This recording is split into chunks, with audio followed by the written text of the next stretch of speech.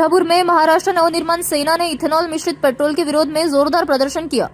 कार्यकर्ताओं ने दो पहिया वाहनों को धक्का देकर अनोखा विरोध दर्ज कराया और ईंधन में इथेनॉल मिलाने के फैसले का विरोध किया। प्रदर्शन के दौरान कथित इथेनॉल मिश्रण का प्रतीकात्मक प्रदर्शन भी किया गया। दिसतंय का तुम्हाला अशा पद्धतीने टाकीमध्ये आपल्या घट्ट द्रव तयार होतो आणि गाड्यांची कामं निघतात।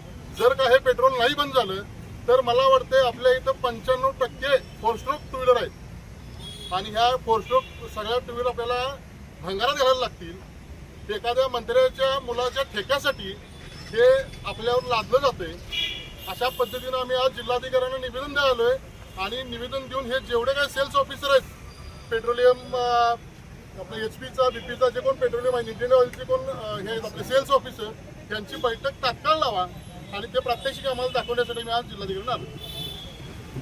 इस दौरान मनसे कार्यकर्ताओं ने केंद्रीय शिक्षा मंत्री धर्मेंद्र प्रधान के इस्तीफे की मांग भी उठाई।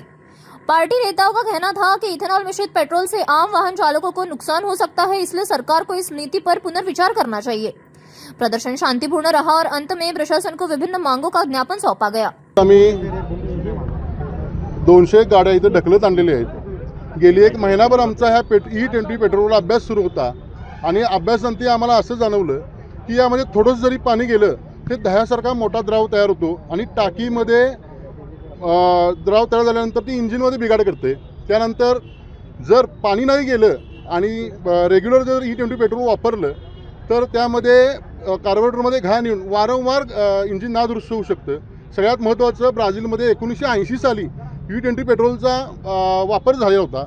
त्यानंतर त्यांनी बदल करत करत त्या पद्धतीने टू व्हीलरची इंजिनं करून घेतली आणि सगळ्यात महत्त्वाचं तुम्हाला बोलायला गेलं तर हे E20 पेट्रोल जे आहे हे टू स्ट्रोक गाड्यांसाठी उपयुक्त आहे। आपल्या भारतामध्ये 95% फोर स्ट्रोक गाड्या आहेत आणि समजा हे पेट्रोल जर नाही बंद झालं 2 वर्षामध्ये मिनिमम 2 वर्षामध्ये सगळ्या टू व्हीलर भंगारात घालायला लागतील। आज आम्ही तो एक विषय महत्त्वाचा गडकरी साहेब यात जास्त बोलत आहेत की बाबा जो कोण पुरी कोण काय भजी काय नाव आहे त्यांचं आपल्याला काय पूर्ण माहितीसुद्धा नाही। 4-5 मंत्री या केंद्र शासनात दिसतात ते मंत्री कधीच या विषयावर बोलत नाहीत। नितीन गडकरी साहेब मात्र रोज इथेनॉल ह्या विषयावर बोलत आहेत। त्या संदर्भात आम्ही आज जिल्हाधिकाऱ्यांना भेटायला आलो आहे आणि आमची व्यथा मांडायला आलो की तुम्ही हे शासनापर्यंत कळवा। एक तर आधीच प्रचंड महागाई आहे, पेट्रोल तुम्ही ज्या दरानं देता त्या दरानं लोक गपगुमान घेत आहेत आणि तुम्ही त्या दरानं घेऊनसुद्धा भारत स्वतंत्र झाल्यापासून आतापर्यंत इतकं कधीच पेट्रोल महाग झालं नव्हतं। त्या दरानं नागरिक पेट्रोल घेत आहेत तरीही तुम्ही शुद्ध पेट्रोल त्यांना देत नाही। या विषयासाठी आम्ही जिल्हाधिकाऱ्याला आलो आहे।